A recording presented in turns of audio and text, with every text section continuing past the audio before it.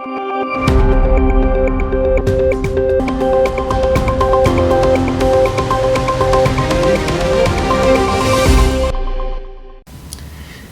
is David Goldman, Asia Times Deputy Editor, speaking to you from New York City the evening of March 30th.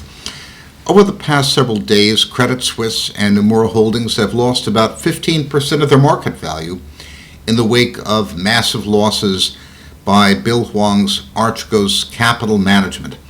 Is this a harbinger of tough times to come for banks? Is it time to sell bank stocks? I don't think so. I think well-managed large banks, in fact, are taking advantage of a steepening yield curve, that is, higher long-term rates relative to short-term, to make more money by borrowing short and lending long. The derivatives market looks scarier than it is, and indeed it was. If you look at the chart, you'll see that the notional value of all the private or over-the-counter derivatives outstanding is in the range of $600 trillion. That's a mind-bending sum, but most of these cancel each other out. They're wash trades. I give you $1, you give me $1 back, and we're square, but in the derivatives market, there's still $2 of notional outstanding.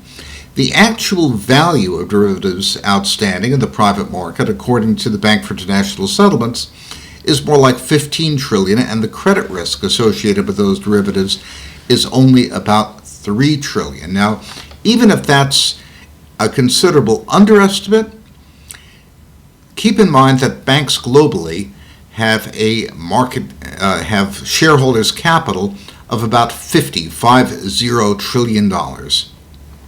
So the likelihood, even of unanticipated blow-up of credit risk taking out major banks, is extremely small. What we have in the case of this week's dust-up is rather second-tier banks like Credit Suisse, where I used to work, bidding aggressively for the highly profitable business of very active traders like Bill Hwang, who evidently would pay up to lever up his positions in complex structures. These are profitable, of course, until they go wrong. And I don't believe it's likely to be repeated on a grand scale.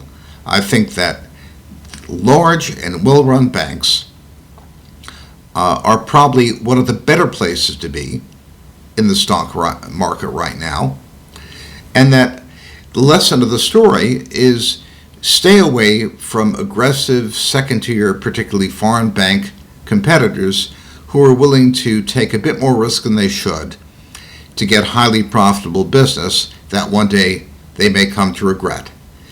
This is David Goldman, Asia Times Deputy Editor, speaking to you from New York City.